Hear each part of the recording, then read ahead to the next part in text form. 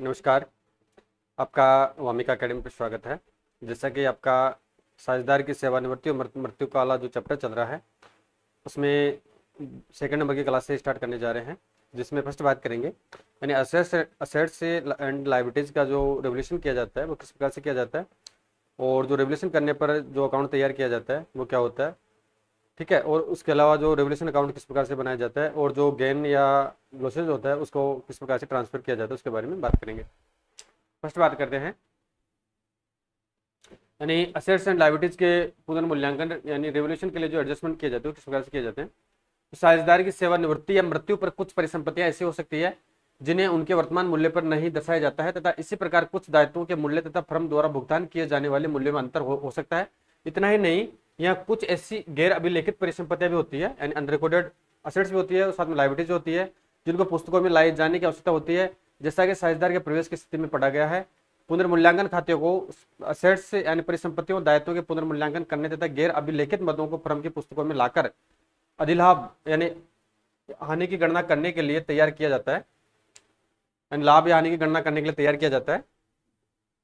और इसे सभी साझेदारों के जिसमें सेवानिवृत्त या मृत साझेदार को उनके पुराने लाभ विभाजन अनुपात में ट्रांसफर कर दिया जाता है। इस उद्देश्य के लिए निम्न रोजनामा प्रविष्टियां इस प्रकार से की जाती है, किस प्रकार से की जाती है वो देखते हैं। जनरल एंट्री,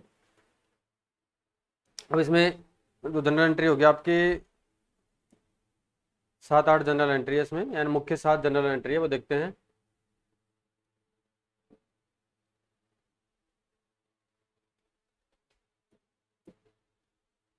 फर्स्ट तो है for increase the value of assets, यानी पुनर्मूल्यांकन पर अगर संपत्ति के मूल्य में वृद्धि होगी तो स्वाभाविक है कि असेट्स का जो बैलेंस होता है डेबिट होता है, तो डेबिट साइड में उसकी एंट्री होगी। तो असेट्स अकाउंट इंडिविजुअली जो भी पर्टिकुलर असेट्स का नाम है वो नाम आ जाएगा टू रेवल्यूशन अकाउंट। जैसे 5,000 रुपये की वृद्धि हुई है, जो भी यानी जो इनको वृद्धि होने पर, यह विशेष ध्यान रखना आपको, जो असेट्स का और इसके अलावा जो आपकी गुडविल है तो इनमें पुनर्मूल्यांकन पर जो भी लॉसेज होता है या प्रॉफिट होता है, जो अंतर है वही राशि लिखी जाती है, ना कि इनकी बुक वैल्यू।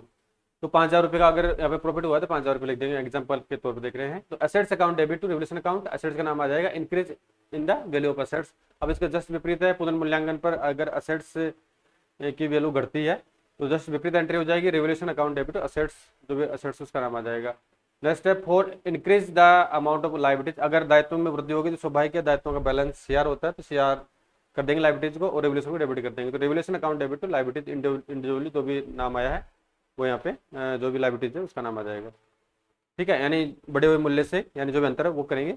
फॉर डिक्रीज, अगर दायित्व में कमी होती है तो इसका जस्ट विपरीत एंट्री होगी, लाइबिलिटीज का बैलेंस सीआर होता है लेकिन कमी हो रही है तो डेबिट कर देंगे, तो फायदा हो रहा है व्यापार को, तो लाइबिलिटीज अकाउंट डेबिट टू जो यानी व्यक्तिगत रूप से जो भी दायित्व है वो आ जाएगा तो रेवल्यूशन अकाउंट कर देंगे, यानी जो भी अंतर की राशि है। नेक्स्ट है फॉर एन अनरिकॉर्डेड असेट्स, यानी ऐसी संपत्तियां जिनको पहले लिखने से या ओमिशन किसी भी कारण से उसको चूक नहीं लिखा गया था, तो उस समय में उसको रिकॉर्ड करेंगे अकाउंट्स में, तो एंट्री होगी assets account debit to revaluation account. यानी स्वाभाविक है कि जो असेट्स है अब उसको पहले रिकॉर्डेड नहीं किया गया है, बाद में उसको रिकॉर्ड करेंगे तो संपत्ति के मूल्य में वृद्धि होगी तो रेवल्यूशन को यहाँ पे शेयर कर देंगे। और इसी तरीके से ऐसे कई लाइबिलिटीज होती है जिनको पहले रिकॉर्ड नहीं किया गया है तो बाद में रिकॉर्ड करेंगे, तो स्वाभाविक है कि व्यापार में एक तरह से लॉसेज होगा या बाहर आएगा। तो फॉर एन अनरिकॉर्डेड लाइबिलिटी है तो रेवल्यूशन को डेबिट कर देंगे और लाइबिलिटी को शेयर कर देंगे, तो revaluation account debit to liability account आ गया। नेक्स्ट एंट्री आपकी for distribution of profit and loss, यानी अब 6 जो एंट्रीज है, 6 एंट्रीज करने के बाद में जो भी राशि है उसका समायोजन करने के बाद में लाइबिलिटीज एंड असेट्स का अगर उसमें प्रॉफिट होता है रेवल्यूशन पर, तो प्रॉफिट होने पर एंट्री हो जाएगी revaluation account debit to all partners capital account individually, यानी व्यक्तिगत रूप से जो जितने भी पार्टनर है उनकी यहाँ पे एंट्री हो जाएगी। जैसे मान के चलो 50,000 का प्रॉफिट हो जाता है रेवल्यूशन में, तो 50,000 को 50,000 तो आपको डेबिट हो जाएगा प्रॉफिट होने पर, और जो जितने भी पार्टनर्स हैं रिमेनिंग पार्टनर्स, तो उनके मध्य इनको डिवाइडेड कर दिया जाएगा। किसमें कर दिया जाएगा? ओल्ड रेशियो के अंतर्गत अगर प्रॉफिट होता है, और अगर लॉसेज होता है तो जस्ट इसकी विपरीत हो जाएगी। क्या हो जाएगी? जस्ट विपरीत एंट्री हो जाएगी। क्या हो जाएगी? ऑल पार्टनर्स कैपिटल अकाउंट, यानी व्यक्तिगत इंडिविजुअली डेबिट हो जाएगा टू रेवल्यूशन अकाउंट हो जाएगा। जैसे 50 का ही अगर लॉसेज हो रहा है तो सॉरी 50,000 को जितने भी पार्टनर है रिमेनिंग उनको उनका ओल्ड रेशियो में डिवाइडेड कर देंगे, और जो रेवल्यूशन शेयर है 50,000 से यहाँ पे हो जाएगा। ठीक है, इस प्रकार से प्रविष्टि हो जाएगी पुनर्मूल्यांकन करने पर। अब इसको एग्जाम्पल से समझेंगे, बहुत अच्छा एग्जाम्पल है। इलस्ट्रेशन नंबर 10 देखते हैं। यहाँ पे 3 पार्टनर है, कौन है? एक तो मित्तल है, इंदु है और Geeta are partner sharing profit and losses in the ratio of 5:3:2, 5:3:2 में 3 पार्टनर है, मित्तल, इंदु और गीता है। यानी on March 31, 2017 there balance sheet was as under, and balance sheet there की 31 मार्च 2017 को। ये राशि ध्यान रखना आपको इस तरह से। तो गुडविल है यहाँ 25,000 की, बिल्डिंग देर की 1 लाख रुपए की, पेटेंट देर के यहाँ पे पेटेंट यानी 30,000 रुपए के, और इसके अलावा मशीनरी 1.5 लाख की है, स्टॉक 50,000 का है, डेटर्स 40,000 के हैं और कैश यहाँ पे 40,000 रुपए का है। तो टोटल असेट्स कितने की हो गई? 4,35,000 की। कितने की हो गई? 4,35,000 की टोटल असेट्स हो गई। इसी तरह लाइबिलिटीज भी देखें तो कैपिटल अकाउंट्स देखते हैं तो तीनों का जो पूंजी है वो 1.5, 1, 25, 75 है, तो 3,50,000 तो इनकी पूंजी हो गई तीनों पार्टनर्स की। और विविध देनदार कितने? सन्ड्री क्रेडिटर्स है 55,000 के, और जनरल रिजर्व कितना है यहाँ पे? 30,000 रुपए का। कितना है जनरल रिजर्व देर का? 30,000 रुपए का। तो टोटल 4,35,000 असेट्स लाइबिलिटी साइड का दोनों का योग बराबर होना चाहिए। ठीक है, द्विपक्षीय अवधारणा के अकॉर्डिंग। अब इसको नीचे एडिशनल इन्फॉर्मेशन दे रखी है, क्या दे रखी है? यानी गीता रिटायर ऑन, यानी गीता रिटायर्ड हो जाती है on the above date, it was agreed that machinery be valued at, machinery का मूल्यांकन 1,40,000 रुपये कर रहे हैं। पहले मशीनरी थी आपकी, यानी पहले मशीन 1.5 लाख की थी, 10,000 रुपये के लॉसेज हो रहा है। और पेटेंट पहले पेटेंट का मूल्यांकन करे 40,000 में, पहले पेटेंट थे 30,000 के, 10,000 के इसमें फायदा हो गया। एंड बिल्डिंग एट रुपीज़ 1,25,000 कर रहे हैं, पहले बिल्डिंग थी बिल्डिंग 1 लाख की थी, 25,000 का फायदा हो रहा है। Record the necessary general entries for the avoid adjustment, prepare the revolution account तैयार करना है। एक सेकंड,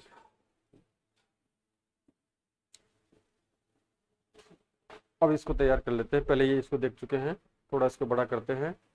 अब पहले जनरल एंट्री कर लेते हैं। यानी इसमें आपको मैं बता चुका हूँ कि किसमें प्रॉफिट हुआ है, किसमें लॉसेज हुआ है। तो इसमें देख रहे हैं रेवोल्यूशन अकाउंट डेबिट मशीनरी है, decrease in the value of machine, machinery के मूल्य में 10,000 रुपये कमी हुई है। पहले 1.5 की थी, फिर बाद में 1,40 हो गई मूल्यांकन पर। जब रेवोल्यूशन को डेबिट कर देंगे, ऊपर तुम देख चुके हैं एंट्री किस प्रकार से होती है। और फिर नेक्स्ट है patent account debit, building account debit to revolution account, क्योंकि यहाँ पे जो रेवोल्यूशन किया गया है उसमें इनकी वैल्यू बढ़ी है। पेटेंट की 10,000 रुपये बढ़ी है, पहले 30 के 40 हो गया, बिल्डिंग पहले 1 की थी 1,25 हो गई, 25,000 रुपया हो गया। यानी जो बढ़ा हुआ मूल्य है वो यहाँ पे लिया जाएगा, घटाया बढ़ा यानी अंतर की राशि। टोटल 35,000 रुपये फायदा हो गया और 10,000 रुपये लॉसेज हो रहा है। ठीक है, और नेक्स्ट अब देखते हैं, अब 35 में से 10 माइनस कर देंगे, 25,000 रुपया यहाँ पे प्रॉफिट होगा। अब 25,000 को किसको 25,000 को इनका जो रेशियो है उसमें डिवाइडेड कर देंगे। किसमें कर देंगे? यानी 5:3:2 में इसको डिवाइडेड कर देंगे। तो रेवोल्यूशन अकाउंट एंड प्रॉफिट होने पर इस प्रकार से एंट्री होगी, revolution account debit to all partners account कर देंगे, और अगर लॉसेज होता है तो all partners capital account debit revolution कर देंगे। ठीक है, रेवोल्यूशन प्रॉफिट पे डेबिट होता है और लॉसेज पे शेयर होता है। तो रेवोल्यूशन अकाउंट डेबिट कितनी राशि? 25,000 को डिवाइडेड कर देंगे। ओल्ड रेशियो में मित्तल, सिंधु, अंकिता है 5:3:2 में 12,500, 7,500, 5,000 रुपये इनके मध्य डिवाइडेड कर चुके हैं। ठीक है, ये तो हो गया आपका जनरल एंट्री।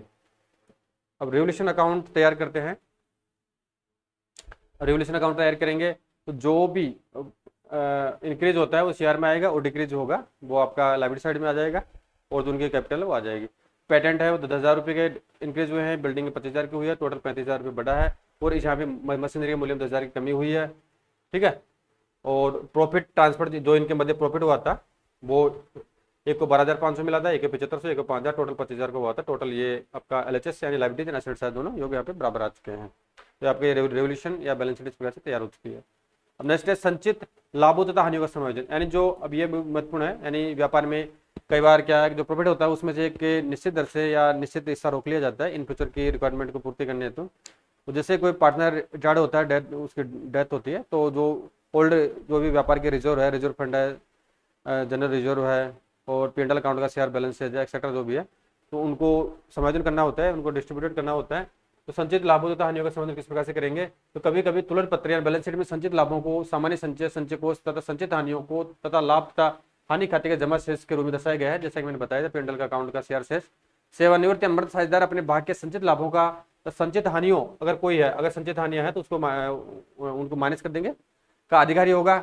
ठीक है, यानी संचित कोई हानियां होगी तो भी उसको देके जानी पड़ेगी, कोई प्रॉफिट होगा तो भी उसको लेके जाना पड़ेगा, दोनों के लिए वो लायलेबल है और उसका राइट्स भी है।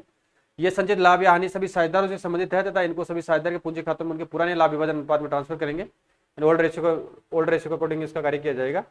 इस उद्देश्य के लिए निम्न योजना मतलब प्रविष्टियों का अभिलेखन किया जाएगा। कौन कौन सी एंट्रीज होगी, यानी संचित लाभ व हानियों का बंटवारा करने हेतु।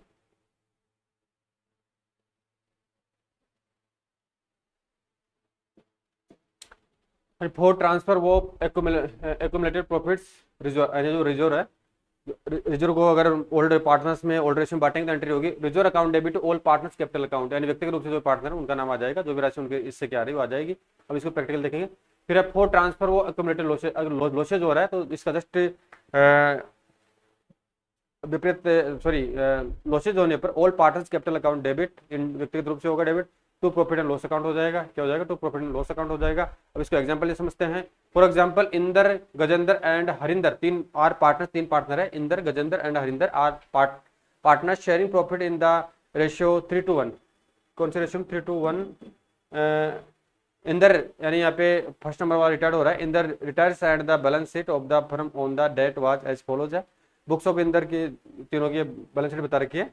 असेट्स इनके बैंक में 10,000 रुपये हैं, केस में, सॉरी, असेट्स साइड देख रहे हैं, बैंक आपका 10,000 है, केस यहाँ पे 5,000 है, स्टॉक यहाँ पे 30,000 रुपये दे रखा है, और लैंड एंड बिल्डिंग यहाँ 3 लाख दे रखी है। टोटल जो असेट्स है 3,45,000 की हो गई, और यहाँ पे लाइबिलिटीज देखे, क्रेडिटर्स यानी लेनदार 50,000 के हैं, जनरल रिजर्व कितने हैं 90,000, ये महत्वपूर्ण है, इसको डिस्ट्रीब्यूट करना पड़ेगा ओल्ड रेशियो में। ओल्ड रेशियो कितना है 3:1 में। और इसके अलावा कैपिटल अकाउंट में देखे तीनों की पूंजी इंदर, गजेंद्र और इंदर की 1, 55 और 50 है, टोटल 2,05,000 हो गई, तो 3,45,000 लाइबिलिटीज हो गए, 3,45,000 रुपये के एसेट्स हो गए। ठीक है, अब इसकी रोजाना से पुष्टि करेंगे। तो the general entry to record the treatment of general reserve will be as follows. तो जो 90,000 रुपये का जनरल रिजर्व है, सामान्य संचय, उसको डिस्ट्रीब्यूटेड करेंगे, ओल्ड रेशियो में करेंगे, यानी जो इनका रेशियो है 5:3:1, यानी दोबारा देखते रेशियो कितना है, यानी इनका रेशियो है, सॉरी, 3:1, कितना है 3:1, यानी इनका रेशियो है, सॉरी मैंने उसमें रेशियो गलत बता दिया था, तो एक सेकंड यार, क्या हो गया, यानी जनरल रिजर्व है यहाँ पे 90,000 का, कितने का, 90,000 का। अब इसको डिवाइडेड कर देंगे 3:1 रेशियो में, तो एंट्री हो जाएगी general reserve account debit to Inder, to Gajendra, to Harinder, capital account आ जाएगी। अब जनरल रिजर्व में डिवाइडेड करेंगे, यानी बांटेंगे, जनरल रिजर्व को डेबिट करेंगे 90,000 से, और जो इनका रेशियो है ओल्ड 3:1 है, तो 90,000 को 45,000 आ गया फर्स्ट वाले के से, गजेंद्र के आ गया 30,000 रुपया, और एक अनुपात से 15,000 रुपये यहाँ पे डिस्ट्रीब्यूट हो चुके हैं। तो इस प्रकार से जनरल रिजर्व का डिस्ट्रीब्यूशन करने पर एंट्री की जाएगी। ठीक है, तो आपका ये 3-4 टॉपिक पढ़े इसमें। एक तो पढ़ा था संपत्तियों एवं दायित्वों का जो पुनर्मूल्यांकन किया जाता है, उसमें किस प्रकार समायोजन किया जाएगा, किस प्रकार से जनरल प्रविष्टि की जाएगी, और किस प्रकार से बैलेंस शीट और रेवल्यूशन अकाउंट तैयार किया जाएगा। और उसके अलावा जो जस्ट अभी आपने देखा था कि जनरल रिजर्व की जो एंट्री है किस प्रकार से की है। ठीक है, तो ये चैप्टर आपका और लाभ तथा हानि, संचित लाभों तथा हानियों का समायोजन किस प्रकार से किया जाएगा उसके बारे में बात कर चुके हैं, और ये आपकी जनरल परीक्षा देख चुके हैं। ठीक है, तो बड़ा इसमें ज़्यादा चैप्टर नहीं था, यानी छोटा टॉपिक था। तो नेक्स्ट वीडियो में आपका जो नया टॉपिक आएगा उसके बारे में बात करेंगे। ठीक है।